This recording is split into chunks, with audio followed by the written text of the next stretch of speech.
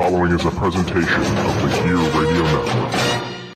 You're listening to Better Live Than Dead. I believe it's a big challenge for our building to keep things in perspective and to, if we're going to get addicted to anything, let's get addicted to the process. And with that, we welcome you to Trust the Podcast, powered by Better Live Than Dead and the Gear Radio Network. This is episode number 49, week 5, Buffalo Bills versus the Tennessee Titans. You can hear us, this podcast, and more on BetterLiveThanDead.com, Apple Podcasts, Google Play Music, iHeartRadio, Spotify, YouTube, and wherever else you listen to podcasts, you can get this podcast. I am Ryan Wolfe at WolfeBLTD, joined on the IndyCar Media Hotline by the man himself, the man on the mend, Brayton Wilson at BJ Wilson WGR. How you doing today, buddy? I'm doing well, Ryan. What's happening with you? Not much, man. It's a victory. It is a Victory Tuesday here on Trust the Podcast. And it's a good Victory Tuesday, not to mention because the Buffalo Bills, after a very hard fought 14-7 victory over the Tennessee Titans and what felt like a home game, I'll tell you what, those Bills fans traveled very well. The Buffalo Bills rebound from that first loss against the New England Patriots, which they easily could have won. Wouldn't that have been crazy? And they come back into Tennessee, and the defense does their job. The offense does just enough. They're 4-1 heading into a bye week. And Brayton, before we dive in head first, what are your just immediate surface thoughts on the 14-7 victory, as mentioned, over the Tennessee Titans? Well, I mean, it wasn't pretty to necessarily say, a 14-7 game would be pretty ever, but I mean, it was certainly a very good defensive battle at both ends of the field, especially for the Bills, who, it was, I think, 225 yards or something like that of total offense for the Titans, and getting to Marcus Mariota 5 times. Just the defense has shown week in and week out what they're capable of doing and just how good they really are under Sean McDermott and Leslie Frazier, leading them for a 3rd consecutive season, and just going to show also what some consistency will be able to do for you with the same players and the same system and the same coordinator and head coach being there for a long time. This Bills defense is, maybe not the best in the NFL, but certainly is maybe one of the more formidable ones, and probably right up there in the top 3, top 5 of the league. But they did not give the Titans very much to work with throughout the game. They restricted Derrick Henry, Dion Lewis. Outside of that one tight end screen that they went for 57 yards, I thought they contained the passing game very well, too. And, you could just go back to the games against New England, go back to the games against Cincinnati and the Jets and the Giants, and just some of there's not a lot of negatives you can point out from those other games. And the Bills defense is averaging what is right now going to be on pace to be a record for the fewest points per game allowed in a season, which is absolutely incredible given the slow start that they had last year. And then, towards the end of last year, they bounced back and they showed what they can be. But this year, so far, so good for the Bills defense and what they've been able to show through 5 weeks. And we'll switch it up a little bit because I did have the defense. We're going to talk about them second, talk about the offense first. But since you mentioned the defense, we'll change it up here on the fly. The defense, as you mentioned, they went to work once more against the Tennessee Titans. They allowed 252 total yards, 150 passing, 102 rushing. They're currently allowing 275 yards per game. That is second in the NFL. On Sunday, they had 5 total sacks. Jordan Phillips had 3 himself. Lorenzo Alexander and Dale Johnson both had a sack as well. They totaled 3 pass deflections and allowed only 7 points, as mentioned. That means that they are allowing 14 points per game, 3rd in the NFL right now. Now, Brayton, with it being the bye week, we like to look at some projections. So defensively, Tremaine Edmonds currently leads the Buffalo Bills in tackles. He's on pace right now for 112 total tackles. Trey White is leading the Buffalo Bills in interceptions. He currently is on pace for 6. And Jordan Phillips, the leading sack getter, is on pace for 12.8 sacks this season. So 13, I guess you could say.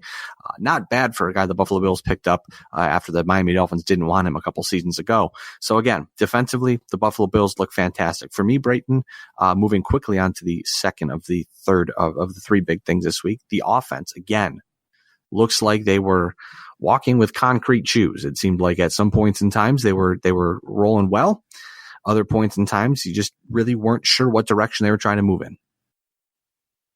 Yeah, the offense hasn't looked brilliant. They haven't looked, anything flashy, but I mean, Josh Allen, outside of, the Patriots game, has gotten the job done to an extent. He's made some mistakes, obviously, and some of them have been very glaring, and the mistakes that we definitely did not want to see coming from his rookie season that he was making. But he's getting the ball down the field. They're making some good offensive play calls here and there that are making a factor in these games. And, it's just up and down, from here on out. It's going to have to be much better than it already has. But to this point, it's been good. It's been bad. There's been a lot of in between.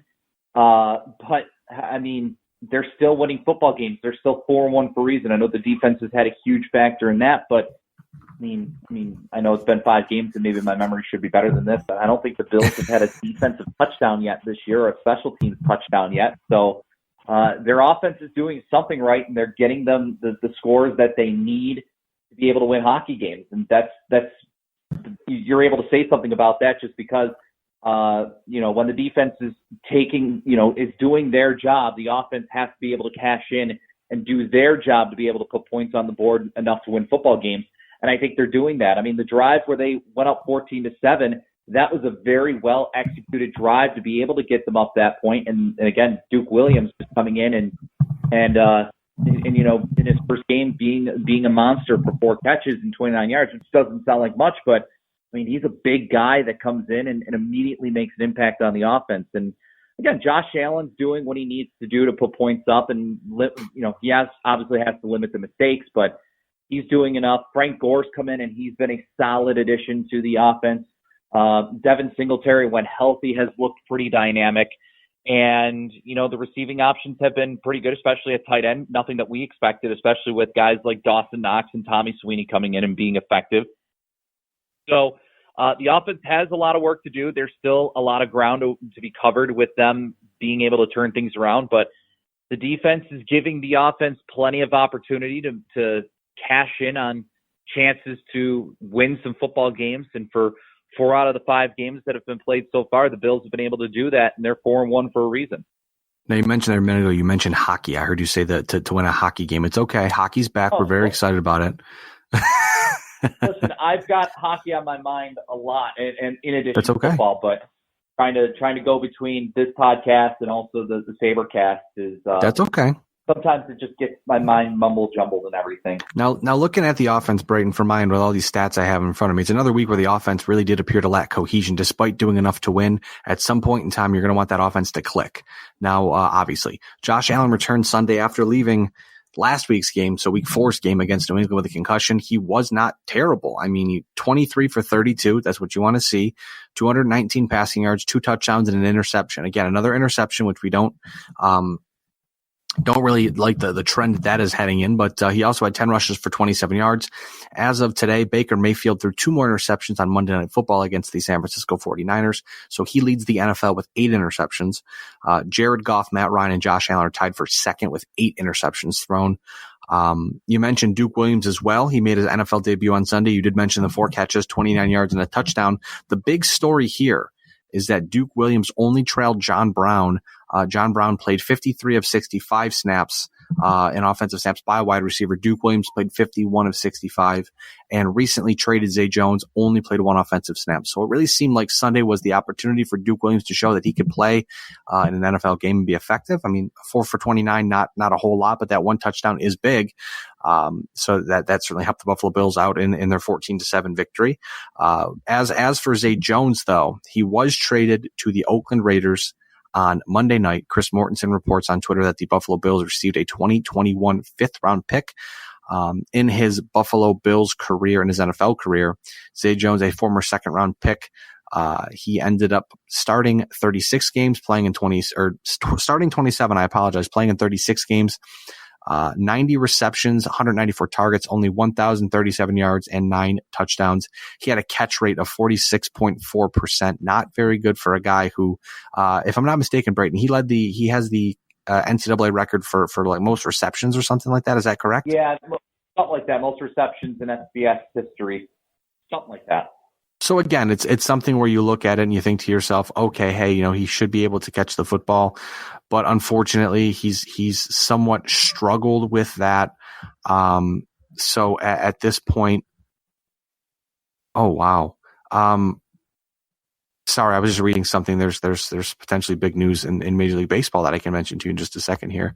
But Duke Williams, his availability on the practice squad, and then Zay Jones's inability to catch the ball effectively. Really, I mean, it's not even like, there were some passes that Josh Allen probably wanted back, but there were also some catches that Zay Jones definitely wanted back.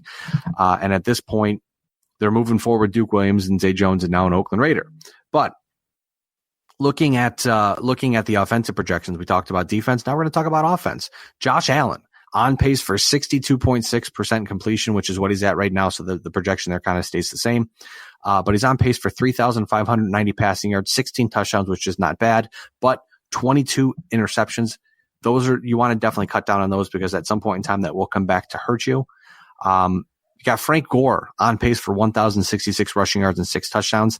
And then the two big offseason acquisitions, John Brown, both big free agent signings, I should say. He's on pace for 125 targets, 90 receptions, 1,248 yards and 3 touchdowns. And Cole Beasley on pace for also 125 targets, 86 receptions, 854 yards. And he does not yet have a touchdown, so they have not projected him any touchdowns. But right now, again, the Buffalo Bills offense is looking a little better. I mean, there's certainly room for improvement, that's for sure. But the defense has been great. The defense has bailed the offensive out. They're the offense out. The offense, certainly there was that one game where the offense did their job and they were able to win late, whatever. But the offense needs to be better in the second half of the season for sure. If the Buffalo Bills, I mean, granted, they're 4-1. They're looking pretty comfortable right now in the AFC playoff picture, which we'll talk about in just a few minutes. But again, they have to make sure that they can minimize the mistakes on offense and just let Josh Allen be effective and let Josh Allen do his thing. And I think he's got to get better, obviously, at sliding, but he also has to get better with his decision making as to when to say, okay, I'm just going to roll out and run out of bounds for a 1-yard gain or a 2-yard loss or whatever it may be, because you can't try to force it, which a lot of those interceptions have been him trying to force passes. So hopefully we see that change throughout the season. But right now, at this point, things are going well in Buffalo for the Bills. Yeah, absolutely. And I mean, the schedule has been very favorable for the Buffalo Bills up to this point. I mean, they've played a few teams that have had very terrible starts to their season. They've had a matchup with the Patriots, which they competed in and they were able to stick with throughout the entire contest. It seemed like they were never without a distance from the Patriots of being able to come back and beat them. But, the schedule has been very favorable. It's going to get favorable with 3 straight home games out of the bye, especially against teams like the Dolphins and the Redskins. The Eagles will be a little bit of a tough challenge, but they certainly look formidable. And, throughout the rest of the season, it's playing out where they are going to be playing some teams that have struggled to start the season. Now, obviously, things can change as the season goes on for some of these teams, but as of right now, the way their schedule looks and the way that some teams have looked, the Bills with their defense especially, and the way their offense can come up in the clutch when they have to, they certainly seem like a group that can win a lot of these games and can continue to put up wins and put up great efforts offensively, defensively, however you want to shake it out, and put themselves in a great position to not only get themselves back in the playoffs, but also have a chance to even still compete for the AFC East and win the division and fight for a chance to play a home playoff game for the first time in several years. So things are still looking good for the Bills at this point, and hopefully as the season goes on, things will continue to trend in the upward direction. Things will smooth out offensively. The defense can continue to play as strong as they have, and moving forward, this Bills team, there's a lot to look forward to moving in towards this kind of, I know we haven't reached the halfway point of the season, but heading in towards the second half of the season and out of the bye week especially. Yeah, looking at the Buffalo Bills right now, I'm trying to get the NFL website is always just a nightmare whenever you're trying to navigate to do anything positive on it. You mentioned the Miami Dolphins out of the break. There are a lot of teams that the Buffalo Bills should be able to beat. Just looking at the second half of the season, I'm trying to get, you look at Miami, Philadelphia, Washington, Cleveland, Miami, Denver, those games right there, you should be able to maybe all but Philadelphia should be an almost guaranteed victory. I mean, Cleveland is powerful, but offensively, they have no offensive line. Their run game is incredible, but Baker Mayfield is struggling mightily. We saw the defense get lit up as well for over 260 or 70 rushing yards last night on Monday Night Football.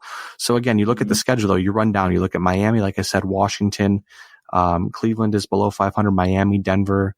You got Baltimore around 500, Pittsburgh's below 500, and the Jets are below 500. The Bills should have no problem. As long as they win the games they're supposed to win, they should be able to get to 10 wins easily. Again, I know that's being positive and trying to look ahead and say, yeah, if this, then that, which is very difficult in the National Football League.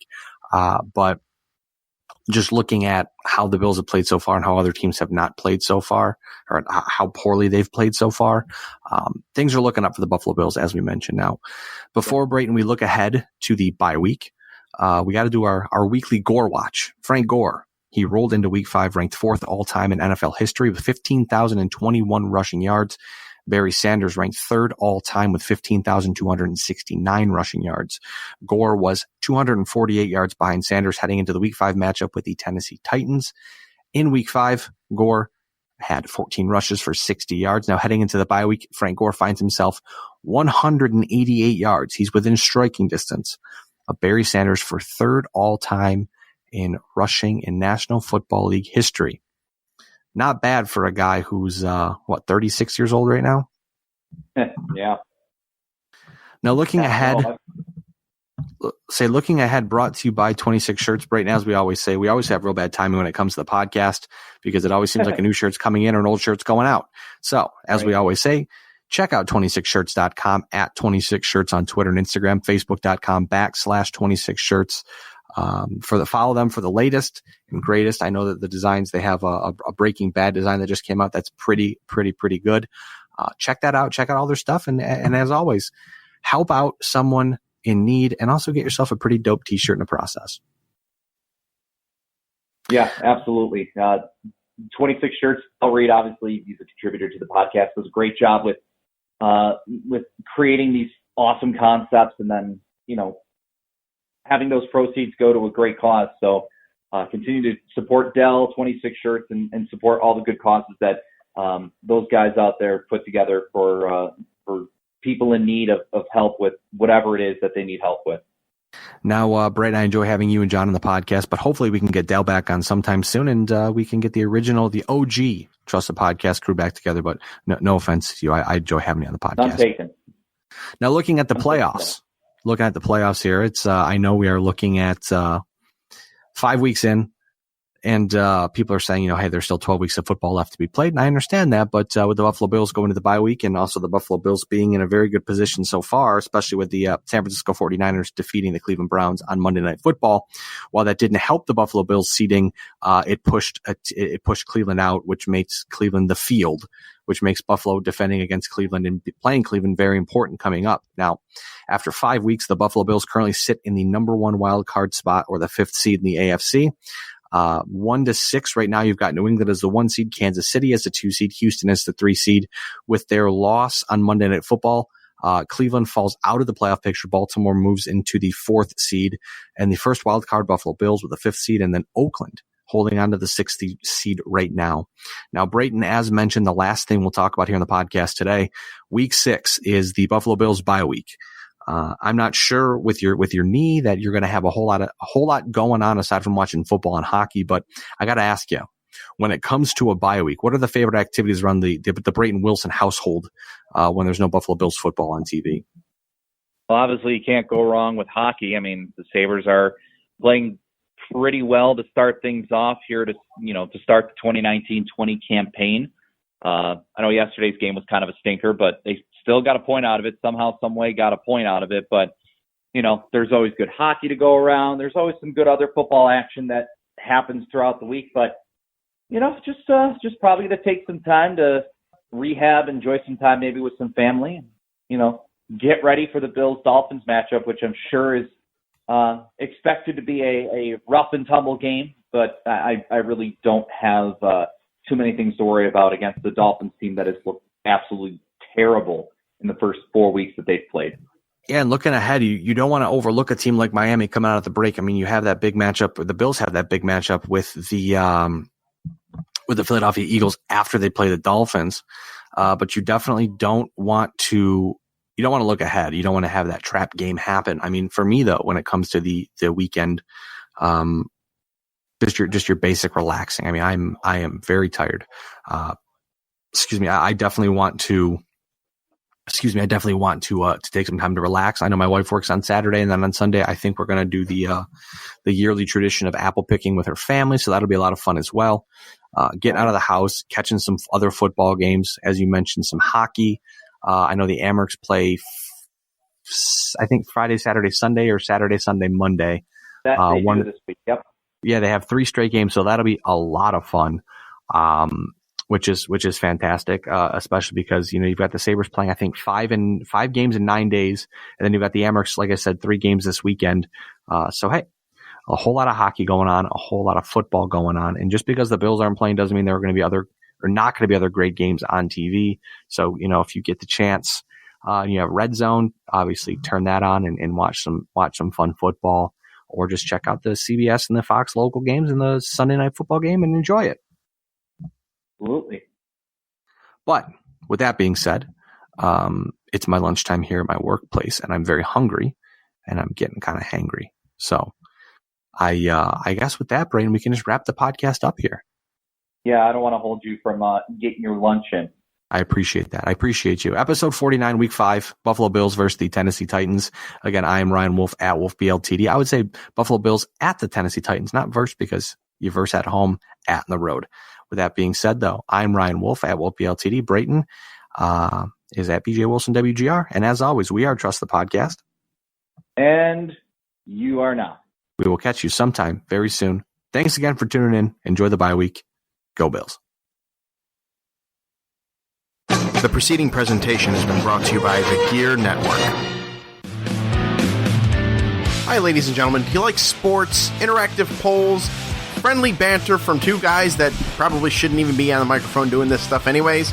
Well, if you do, then you're in luck. Us 2 knuckleheads, Brandon and myself, comprise the Listen In Podcast. That's right, Listen In, the podcast. We're talking sports, we're talking news, we're talking topical things, we're talking all sorts of things, my babies. And you are all invited to listen in right here on the Gear Radio Network.